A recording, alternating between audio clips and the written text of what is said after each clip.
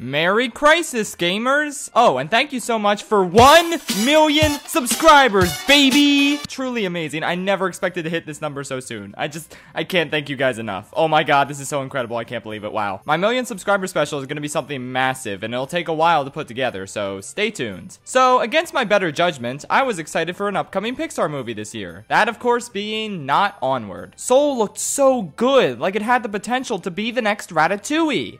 It wasn't, but I still really loved it. It's a more intellectual and artistic take on the same concepts that Inside Out and Coco tackled. This is the first Pixar film in a while that doesn't really feel like a children's movie. It's very subtle with its messages, and very profound in terms of the concepts it tackles. The downside is that I think it was maybe a little too ambitious with the concepts it chose to delve into, and it doesn't develop them as well as it could. But we'll get to that later. First, let me assuage your fears about this movie being entirely about blue blobs. It's not. There's a pretty good mix of blue Soul World blob stuff and stuff that happens on Earth. The concepts they come up with for the Soul World are a lot like the stuff they came up with in Inside Out, but more mature and metaphorical and surreal. I personally really liked the Soul stuff a lot more than I was expecting. It was incredibly clever and enjoyable, and like I said, a lot more grown up than the concepts of Inside Out, as great as those were too. But that's only about half the movie, and in order to comment on the other half, we really need to get into spoilers. If you haven't seen the movie yet, skip to this time frame to avoid spoilerinos. 3, 2, 1, porcupines. So about halfway through, they leave the Soul World and head back to Earth. But there's a mishap because Joe gets turned into a cat. Funniest shit I've ever seen. So yeah, the main character is now a cat, and the Tina Fey Soul Lady is now in his body. And as soon as this happened, I was like, oh no, no, no, no, no, no, no. Don't do this, movie. Don't be Braver Bear again. You were doing so well. My fight or flight response was going ballistic. But fortunately, after some awkward shenanigans, the movie started to reveal the hidden genius of this plot development. See, 22 is a Tina Fey soul who just can't get sent to Earth no matter what, because she's not passionate about anything. But now that she's actually getting a chance to live on Earth for realsies, she's finally starting to get it, enjoying the simple pleasures of life in a way Joe never really stopped to do. It's kind of mesmerizing to see her discover things and interact with the people in Joe's life in new ways, while he's trying his best to keep her looking normal in his body while he's a cat. It was equal parts funny and heartwarming. There's a lot of stuff on Earth that I wish got more focused, like this kid Joe is tutoring, or this David Diggs rival he has. It's all potentially interesting stuff that the movie doesn't really do anything with. But otherwise, yeah, I dig this stuff too. Another thing I wish the movie did more is delve into Joe's past and like show flashbacks of his life, because the one they showed was really good, but then that's all they really did outside of this one montage that we'll get to later. But yeah, more of that would have been nice. Eventually, Joe gets his body back, gets the gig of his dreams, and yet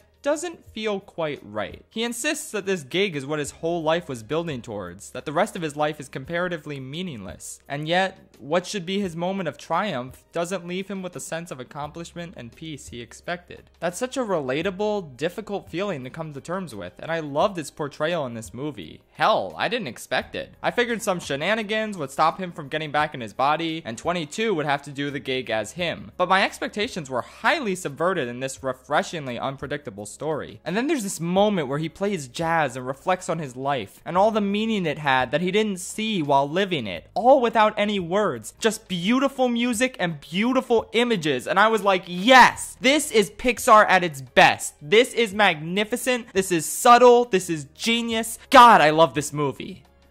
The actual climax and ending weren't quite as good. Still good, just nowhere near the powerhouse endings of Coco or Inside Out. Those movies made me sob during those conclusions, while this one just made me say, yeah, that's wholesome. I think it's because this conclusion was more intellectual and subtle than your typical Pixar fare, much like the rest of the movie. And while it's certainly good, I feel like some of this movie's concepts were a bit too intellectual to fully unpack on a first viewing. They didn't make me feel so much as they made me think. That's not a bad thing, it's just different for Pixar, and I feel like they were a bit too lofty by touching on all these deep existential concepts without really delving into them that explicitly. A lot of stuff in this movie is left up to the audience's interpretation. I usually like that in movies, and I like it a lot here, but at the same time, I'll probably revisit Inside Out or Coco sooner, because the explicit, well-developed emotional tour de force endings they build up to are worth the ride a little bit more in my opinion. If Soul's ending was less vague and more emotionally powerful, powerful, which it definitely had the potential to be, this would probably outshine Inside Out and Coco, since I feel like its first and second acts are more cohesive overall. But I really can't overstate the power of an amazing third act that recontextualizes the whole movie while also emotionally devastating you. You might say it's unfair to compare Soul to these movies, but I disagree. I think these three films form a really interesting thematic trilogy, and comparing their strengths and weaknesses is a valid point of discussion. Most importantly, if Inside Out and Coco didn't exist, my problems with Soul's vague conclusion still would. I'm just using these two films as a frame of reference so you can better understand the sort of conclusion I wanted Soul to build towards. But overall, Soul is yet another hit for a studio that's been batting 50-50 as of late. I think it's great and well worth checking out. While I think it's slightly weaker than Inside Out and Coco right now, that might change on rewatch since this is probably their most intellectual and subtle film to date, and it's already giving me a lot to think about and unpack. I will share those updated thoughts with you in the Pixar ranking video. For now, it's a big ol' 8 out of 10. Pete Doctor, please never stop making movies, you're really good at it. Good night, tri-state area.